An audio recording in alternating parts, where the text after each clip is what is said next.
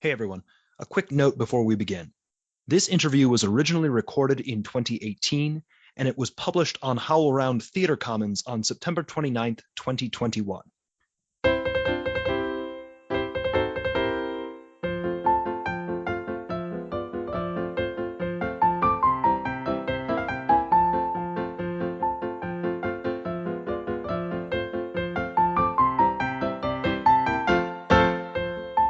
Hi, and welcome to the Theater History Podcast. I'm Mike Leager. On November 11th, 2017, Tiffany Haddish made history. That was the night she hosted Saturday Night Live, becoming the first black female stand-up comedian to do so in the show's 42-year history. That striking fact illustrates the degree to which mainstream stand-up comedy has been largely dominated by straight white men, which in turn has done a lot to condition our expectations for what comedy is and what we should expect it to do. However, there's a new, more diverse generation of comics who are challenging some of those assumptions. And today we're joined by Dr. Rachel Blackburn, who's been exploring the recent history of stand-up comedy and how it's beginning to change. Rachel is an assistant professor of theater at Columbus State University and a longtime stage director and performer. Rachel, thank you so much for joining us.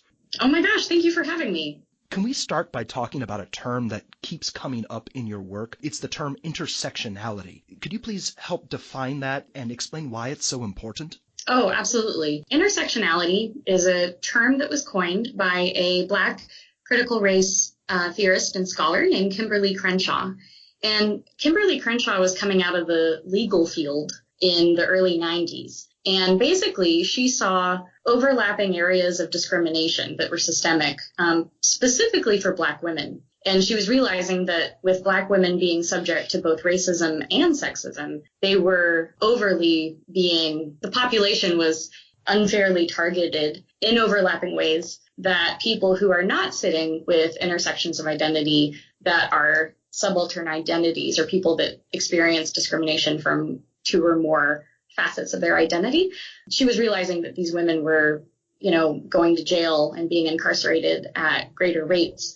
And she felt that basically anti-discrimination law was not doing what it should have been doing to help these women. So she coined the term intersectionality to describe the fact that Black women, especially as defined by the legal system, were experiencing both sexism and racism. And with that is this idea that, basically a lot of us have intersections of our identity that inform our worldview. So race, gender, sexuality, religion, nationality, able-bodiedness or disabilities, those are all things that shape, how we view the world and how the world views us. And I've noticed that in your writing, you always make a point of sort of identifying, as you talk about each of the comics who you study, you always make a point of sort of talking about them in terms of those various categories: race, sexual orientation, able-bodiedness, and so forth. Why did you feel that it was so important to do that? The short answer is that is a very shortcut way to describe their positionality that they're coming from in their comedy, which is pretty essential to kind of getting at a more accurate and insightful interpretation of what their comedy's doing. But also on a deeper level, those that are considered minorities, whether that's race, gender, able-bodiedness, disability, sexuality, whatever it might be, those that are disenfranchised and put on the margins are often required to identify themselves and acknowledge those intersections of identity when they perform comedy. We ask of Black stand-up comics to acknowledge the fact that they're Black and to speak to their Black experience. A couple of the comics that I write about, Francesca Martinez and Josh Blue, both have cerebral palsy. If they came under the stage physically differently abled with their cerebral palsy and then didn't acknowledge it or talk about it, the audience would revolt, or perhaps maybe just walk out confused. And so, anytime someone identifies as something that's other, we are asking of them to acknowledge that. And so for me, when I was writing about all of these different comics, I was with Black comics, with differently abled comics, with homosexual comics, with non-binary gendered comics and so on and so forth. I was always having to say, listen, you need to know that this is part of their identity because this is what's informing their comedy. But it would have been a mistake to not also do that for people who identify as white and heteronormative and able-bodied, because, if we're not acknowledging those things about ourselves and only asking that kind of labor from others, then we're not acknowledging the idea that whiteness, heteronormativity, these things have been defaulted as mainstream or normal, as they've been defaulted as normalcy. So the act of acknowledging that about ourselves, or when I'm writing about a white, straight male comic who's able-bodied and cisgendered, like acknowledging that about him, I'm not just putting the labor of that, onto these other comics or marking them in ways that are othered. I'm also marking, everyone. So I suppose in my writing, it was my way of trying to acknowledge not just where their positionality is for their comedy, but just acknowledging that we all read the world from our identities and marking them as appropriate. So as a history podcast, I suppose we ought to talk a bit about the history of intersectionality and stand-up comedy. I wondered if we could start with Moms Mabley. Could you explain who she was and where she fits into the history of stand-up?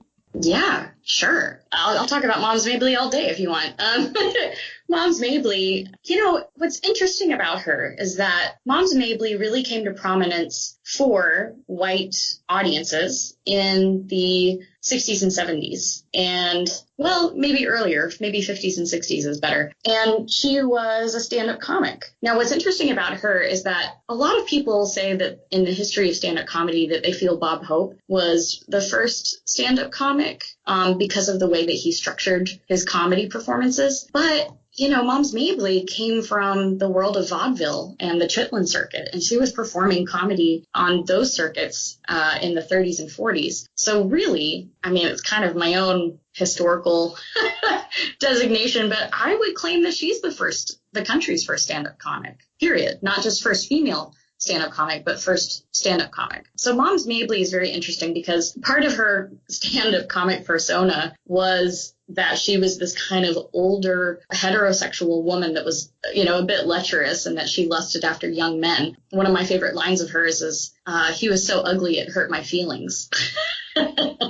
Anyway, but unbeknownst to her audiences, Moms Mabley was actually a lesbian and considered herself somewhat non-binary. And she dressed androgynously in private and with her friends and, immediate family and circle. So she rose to prominence later on. And she's often kind of tokenized as the country's first Black female comedian. But again, I would say she's really the country's first stand-up comic. And, unfortunately, sadly, her life is an example of she had this whole hidden private world of the intersection of her sexuality and her gender and was not able to explore it in her comedy at the time. But that said, she did pave the way for so many more comedians to come after her, particularly Black female comedians to come after her and to take up that mantle and move with it in new directions. Also, interestingly about Moms Mabley, CNN did a documentary series a couple years ago in 2017, and it was a 5 or 6 part documentary series where each episode was devoted to a particular subject of stand-up comedy. And there was an episode devoted specifically to women, but the only 2 women that they spoke to or even showed clips from on that episode were Ali Wong and Margaret Cho. There were no Black women at all. If I remember correctly, I think there was a brief image, like a still image footage of Moms Mabley, but they didn't talk about her, they didn't address her, didn't talk about how she really got the whole art form started in the U.S. Yeah, it's a shame. Actually years later, Whoopi Goldberg took a real interest in her and did a documentary on Moms Mabley. I think that's on HBO. And there's also a woman, a performer, and I really regret that I can't remember her name right now, but she researched Moms Mabley and performed a one-woman show as Moms Mabley on Broadway in New York years ago. Now, you just mentioned Whoopi Goldberg, probably a name and a face much more recognizable to most listeners. But you sort of say that there's some interesting history there as well. You especially point to her 1985 special, Direct from Broadway, as this kind of underappreciated landmark. Could you explain a little bit more about that? Actually, that's the best way to put it. Underappreciated landmark, for sure. Whoopi Goldberg's performance in 1985 was a one-woman show called Direct for Broadway. And I have written about this show as, until someone proves me wrong, I'm going to say it is the first truly intersectional performance that focuses on intersectionality and intersectional identity that we see in the theater or stand-up comedy in this country. So the reason I say that, Whoopi Goldberg, this show is so ahead of its time. First of all, obviously, Kimberly Crenshaw hadn't yet coined the term intersectionality. Not that she invented the idea of it, because obviously Whoopi Goldberg and Alice Walker and the Combahee River Collective, these were groups that were talking about intersectionality and intersectional identity in, scholarly or artistic ways. But just to kind of give you a sense of how ahead of this time this show was. So Whoopi Goldberg in Direct from Broadway, she creates 5 characters. And each character is someone who sits at the crossroads of identity of Blackness and another identity that, actually multiple, 2 or 3 or 4 identities, that facets of their identity that place them in the margins. So you have 5 characters, and there are some things that are perhaps slightly outdated about the show, which is mainly the language. So when I say the names of these characters, I'm referring to how she refers to these characters, not my own terms for them. But she calls one character the cripple, one character the junkie. There's a little girl. There's a Jamaican woman. And these are all characters who are confronting intersections of Blackness and disability, Blackness and being female, Blackness and being young. And they all have, even though it's purely comedy, they all have stories that we see the kind of confrontations they have with the world stemming from those identities and how the world doesn't respond to them in kind ways as a result of those identities. The Jamaican woman gets essentially hired by a white man and brought over to the U.S., and he really approaches her one of 2 ways, either as a sexual partner or as a maid. And the cripple has experiences, of course, being someone who lives with disability. The young girl is already facing the idea that she has a hard time seeing herself as beautiful because her features and her hair do not meet the standards of Eurocentric, beauty standards. So they're all kind of facing these things in different ways. The show ends with the character of the cripple, and ultimately the cripple gives us the last line of the whole show, which is, "Normal is seen in the eye of the beholder." And what is really significant about that is that the Americans with Disabilities Act hadn't come out until 1990. And it wouldn't be until the mid-90s that we would have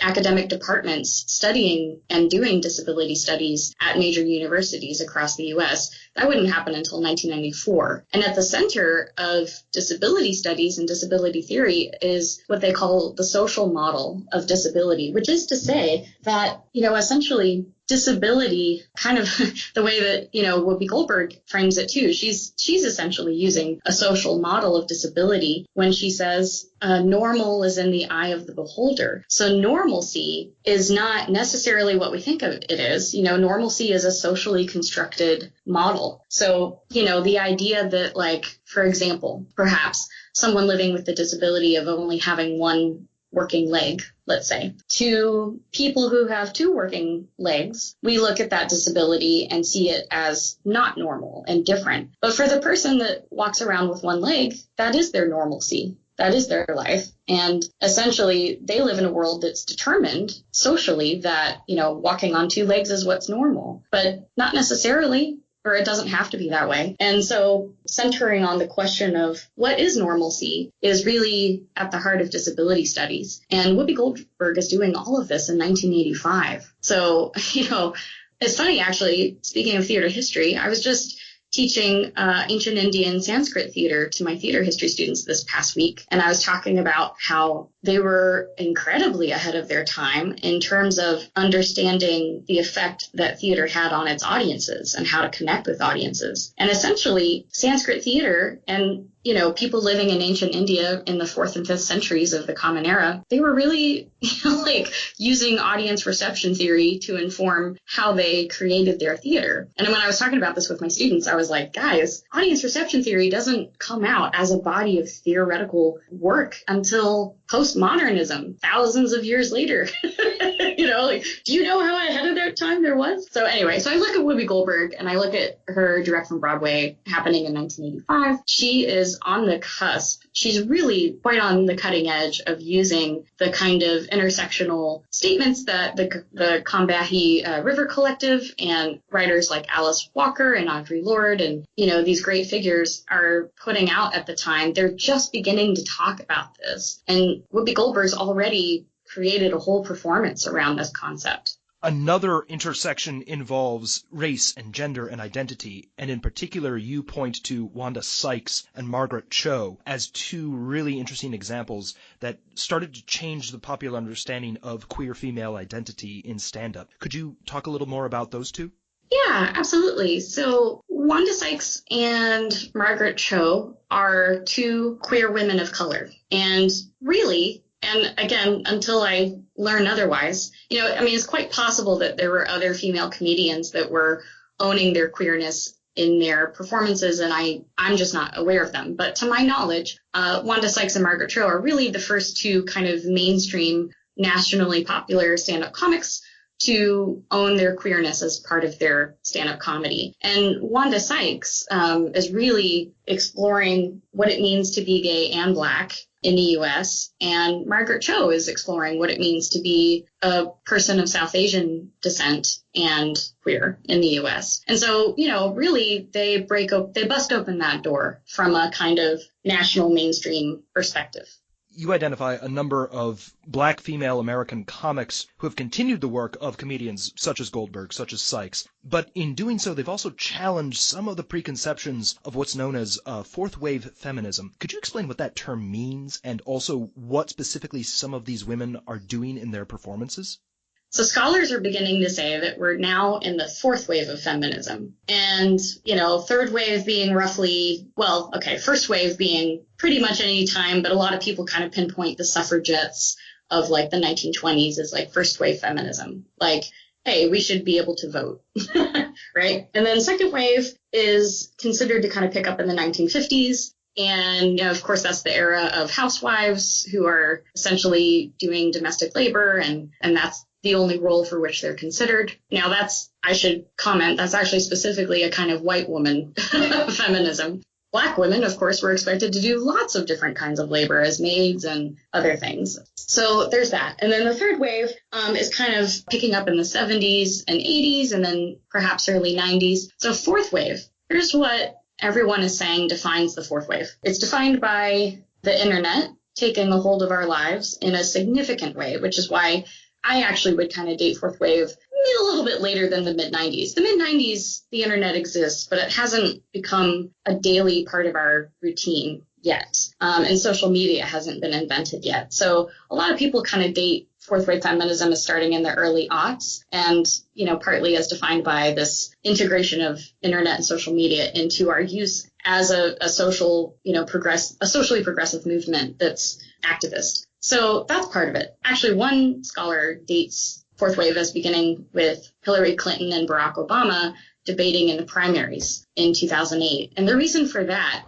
is because when that was happening and it was looking like it was coming down to either Hillary Clinton or Barack Obama for the Democratic nominee, a lot of women of color and Black women specifically were being asked, are you going to vote with your race or are you going to vote with your gender? And as if, they had to choose one to side with. And in response to this, a lot of things happen. There's a organization in Brooklyn, New York called the Black Women's Blueprint. And they really started responding to this and coming together as, an intersectional body of women and saying, like, listen, yes, we live at intersections of marginalized race and marginalized gender. And that does mean that we face specific problems that don't happen for other groups of people. But what's interesting about fourth wave feminism is that it's defined by the internet and social media. Also, though, a lot of people are talking about how it's defined by humor. And this is kind of where I've jumped in and said, okay, well, what does that mean? Like, let's look at this. Let's unpack this. And the humor part is really playing into street protest. Of course, it's part of the stand-up comedy world, and it's really infiltrating what have previously been considered sort of serious mainstream news organizations, such as CNN. So I feel like the traditional boundaries that previously kind of separated all these things, stand-up comedy, news journalism, and street protest, fourth wave feminism, all of these boundaries kind of collapse in on one another, and those lines get really blurred. Oh, and by the way, let me give you some examples of funny street protests, just really quickly, to help illustrate this. So there was a Cox, not Glocks protest that was done in Texas, where evidently there was some sort of archaic rule on the books about you couldn't have dildos at school on the university campus, but you could carry guns. So they staged a Cox, not Glocks, where they all held out a bunch of dildos and, saying like, these are more dangerous than guns, really.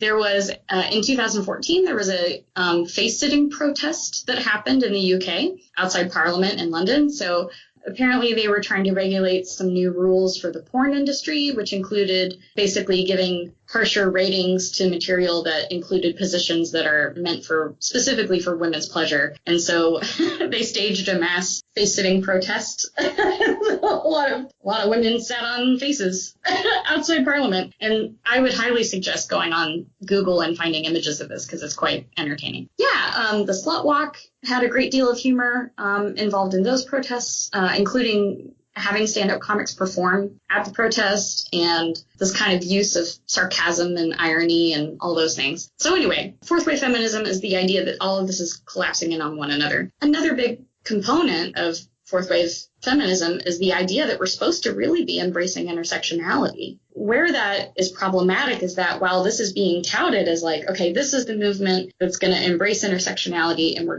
white women, we are going to include our sisters of color and all these things, and also inclusive of non-binary folks and transgendered folks as well. All of this is supposed to be happening, presumably, but we can see these kind of pockets of where actually the movement is failing at being intersectional. So an example of that would be 2017, they're planning the Women's March after Trump has been elected, and they're planning it for the day after he's inaugurated, right? That Women's March starts off as a bunch of white women planning this march, and women of color and Black women specifically were coming in and saying, hey, like, we should be part of the conversation from the get-go about this event. So the kind of like while the ethos of fourth wave feminism is, we're being intersectional and we're being mindful about that, we're still seeing problems of not really living up to that kind of principle, unfortunately.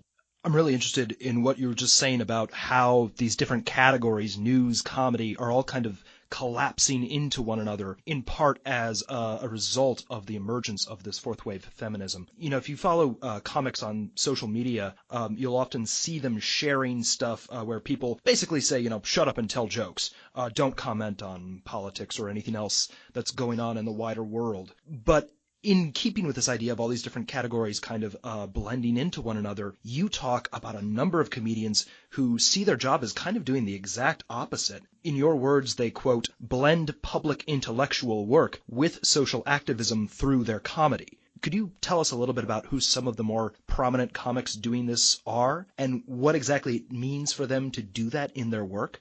This is really fascinating to me, and I see this as maybe one of the biggest distinctions of this era of comedy versus previous eras of comedy. So, when it comes to stand-up comedy, there's always been amazing comics who were, speaking to social issues through their comedy, right? So like George Carlin and Richard Pryor, Dick Gregory, Moms Mabley, in some ways, these were comics who were definitely being socially conscious in their work. And where I kind of make this distinction between that sort of ilk of comic and what I think is happening now is that these comics are subverting not just the comedy stage, they're subverting other spaces where it's been traditionally white, traditionally male, and they're blending their comedy with news journalism, university debates, all kinds of things. And they're entering these spaces and they're bringing their comedy with them. They're not leaving the comedy back at the club. They're taking it with them into these other spaces of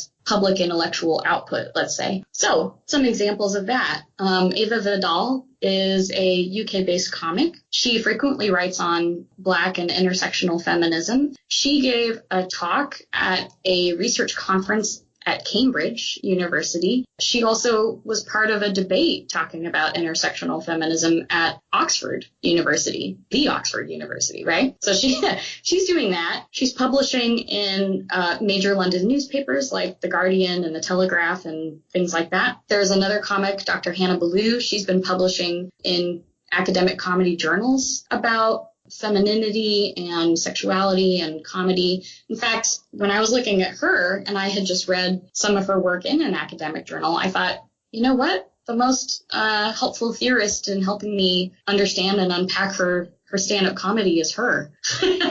So, there's things like that. We also have Hari Kondabolu. Hari Kondabolu is doing really interesting work.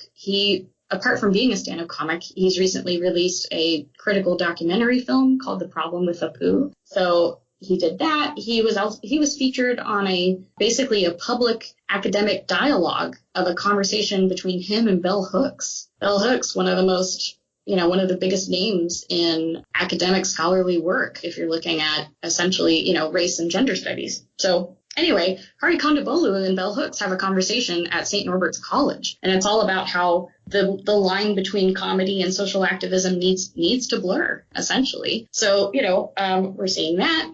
Figures like W. Kamau Bell, this is a comedian who hosts his own show on CNN now, United Shades of Color, where the way that he describes it is that, Anthony Bourdain had went around the world and tried different cuisines.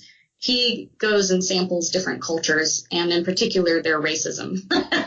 And sometimes it's a culture who's experiencing racism. Sometimes he's experiencing the culture that propagates the racism. So this kind of shift of having a stand-up comic host a show on the CNN news network of all places, really kind of speaks to this whole collapsing in, on each other of the boundaries between these different fields. There's also Francesca Martinez, who I mentioned earlier, a comic who lives with cerebral palsy. She also writes and publishes on this, and she spoke at the anti-austerity rally that happened in the UK, and that was essentially their Occupy movement that mirrored what we were doing here in the U.S. with the Occupy movement. She spoke at that rally, and her entire speech was around understanding intersectionality and, understanding that, connecting it with capitalism, actually, and consumerism, and how there's an economic basis for the things that we do. And if we can unplug from that, maybe we can help, dilute and eventually rid ourselves of racism and things like that. So, there's tons of examples.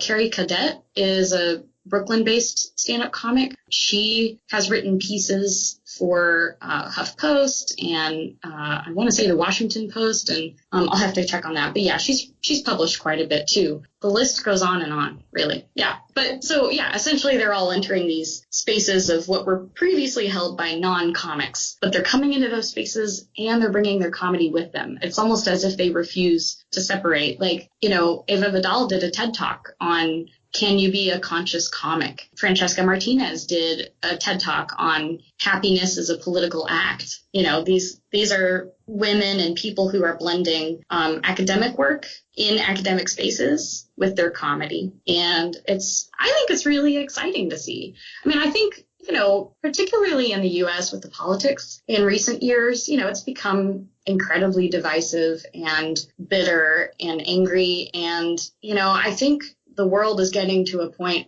or maybe the U.S. at least is getting to a point where we're saying you know what, I'm okay with seeing a comic on CNN because we need to find a way to laugh about some of these things. And, laughter, as cliche as it is, laughter brings people together. It's the shortest distance between you and someone else. And there's a power in it too, if W. Kamau Bell is on CNN and he's making a joke about the racism that he's seeing in a particular place and culture. If you laugh at that, your body laughing is an involuntary response. He's got you. He won. He made you laugh. It's quite radical, I think, seeing this movement into kind of blurring the lines and blending these lines between what is social activism and what is academic work and what is comedy. To that end, you also speak about one other kind of example of this, which is comics with transnational identities. Could you explain a little bit about what you mean by that and kind of how they help to round out the picture that you're painting of how comedy is changing? actually, this kind of ties in with fourth wave feminism as well. Another kind of ethos of fourth wave feminism is the idea that we've gone global. And of course, that goes hand in hand with like the internet, right? So I refer to these comics as transnational comics because they're transcending the national borders with their comedy. And what makes them all really interesting is that comics like I cite Taran Van Gasri, who's an excellent comic based in LA. I want to say his home club is the Laugh Factory, so you can see him performing there a lot. Taran Van Gasri, Gina Yashere, who was a London-born Nigerian comic who's now in the U.S. Amir Rahman is another comic who's based in Australia. These are comics who they find that their race and how their race is constructed by others fluctuates as they go across national borders to other places. And these are comics who are, Trevor Noah is another great example of like comics who perform in a lot of different countries. And as they do so, they're having to rethink and retool their comedy. And also they have to navigate how they are perceived in these different places as well. Taran, for example, is a Black and Persian comic who performs in the Middle East quite a bit. And so, when he goes to Dubai versus when he steps into Israel or Kuwait, I think he's performed there as well, they're going to look at him differently depending on what their culture, how their culture defines race. All of these comics have to kind of navigate that sphere. And I find that they do such interesting work to essentially be legible and read by others easily in all these different places. And it gives them a lot of insight into race in the U.S. in particular as well. This might seem a little bit off the beaten track for sort of standard topics in theater history. So I'm really curious, as someone with a background in the sort of wider discipline, how do you see this subject fitting into theater history? Yeah, so I'm someone who is currently teaching theater history courses. And, I find that looking at comedy history, even looking at recent comedy history, is such a great pathway for students and for anyone to sort of become interested in history. If you are imagining conversations you might have in the future and you're saying to yourself, like, how would I explain what this was? How would I explain what it was to go from Obama to a post-Brexit, post-Trump world? How are we going to tell people about this in the years to come? And how is performance so intimately connected and tied to these things, part of the conversation? So I think of this as theater history. I really do. And I use this as a way to show my students, like, theater history is a chance for you to dive into whatever performance you think is interesting and describe why it's important and the impact it had and the influence it had for years to come. For example, I think, Whoopi Goldberg's 1985 Direct from Broadway is still reverberating. And we still have Whoopi, she's on The View or whatever that show is.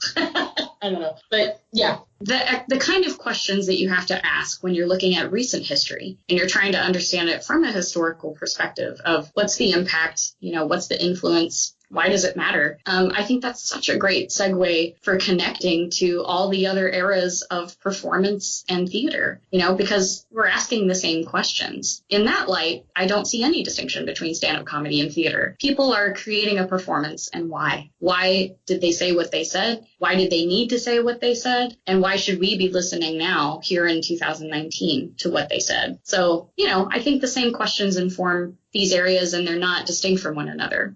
So to kind of wrap up this exploration of comedy and intersectionality and how those two things are affecting one another, could you kind of explain a little bit about why you think it matters and where you see comedy going in the future? Yeah, sure. Well, my goodness, how much time you got, buddy?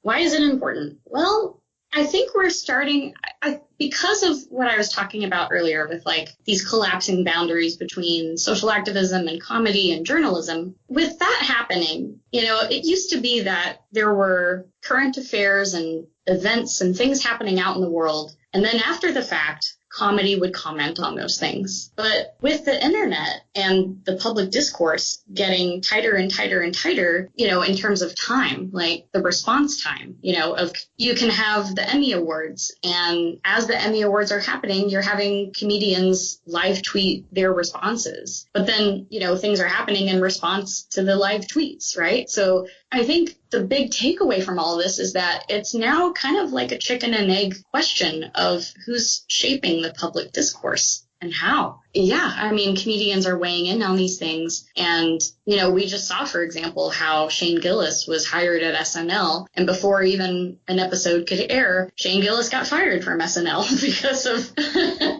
his previous, you know, output. So I think this is really starting to, comedy for sure is shaping the way that we understand the world. It's shaping the public discourse. It's no longer a response to the discourse. It's part of the discourse. And that's where I think our literacy of understanding intersectional identity and how that plays into a lot of the comics that we're seeing and reading, you know, that's going to help us understand the discourse at large in the world around politics, around current affairs, around comedy. You know, I mean, shows like Last Week Tonight with John Oliver, of course, The Daily Show with Trevor Noah, Samantha Bee's show, like all of these shows are really entering the conversation around politics and guiding it in some ways. And, you know, I just kind of feel like I can't even, you know, as much as I've written and thought about this, I can't even really pinpoint where the line was when we crossed it. But all I know now is that we have crossed that line, and this is the world that we live in now. And for us to really maintain a kind of savviness and a literacy with public discourse, we got to be in on the joke.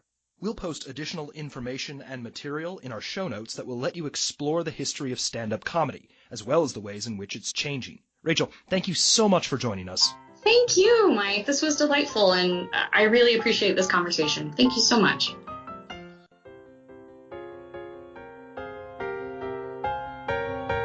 If you'd like to continue today's conversation, please visit theaterhistorypodcast.net and follow @theaterhistory on Twitter. Just a note, theater is spelled Theatre in our website URL, and it's spelled TER at the end in our Twitter handle. Our theme music is The Black Crook Gallop, which comes to us courtesy of the New York Public Library Libretto Project and Adam Roberts. Thanks as well to Tip Kress, who designed our logo. And finally, thank you for listening.